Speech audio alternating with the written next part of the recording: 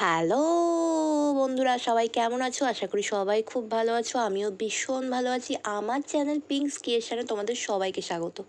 এটা আমার 25শে বৈশাখ প্রোগ্রামের দ্বিতীয় পার্ট।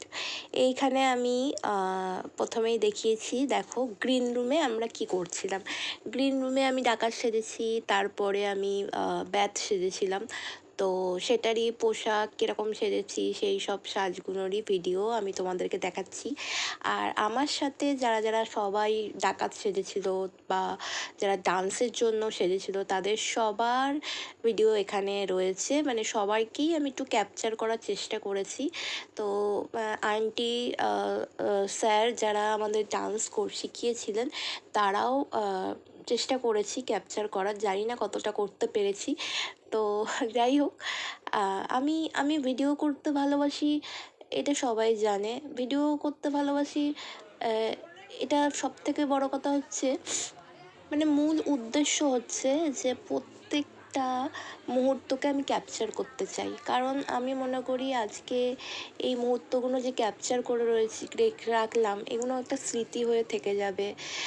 পরবর্তীকালে যখন আমার বয়স হয়ে যাবে বা আমি থাকবো বা না থাকি, যখন কেউ এই ভিডিওগুলো দেখবে তখন অ্যাটলিস্ট আমাকে মনে রাখবে বা আমাকে মনে করবে।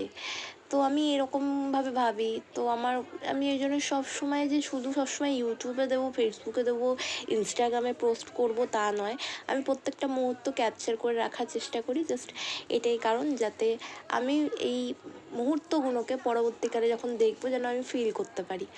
তো যাই হোক, তো সবাই ওখানে সাজুগুজু করছিল, সবাইকে টুকটুক টুকটুক করে আমি নেওয়ার চেষ্টা করেছি।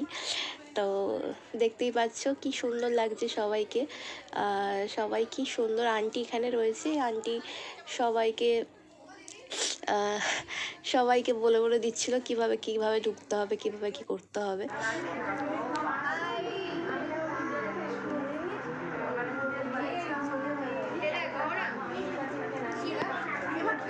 এই পুচকেগুলোও আমাদের নৃত্যনাট্যর মধ্যে ছিল।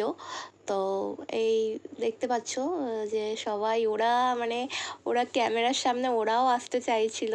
তো আমি ওদেরকে দিয়েও একটু ভিডিও করলাম। যাই হোক, ওরাও খুব আনন্দ পাচ্ছিল ভিডিও করতে।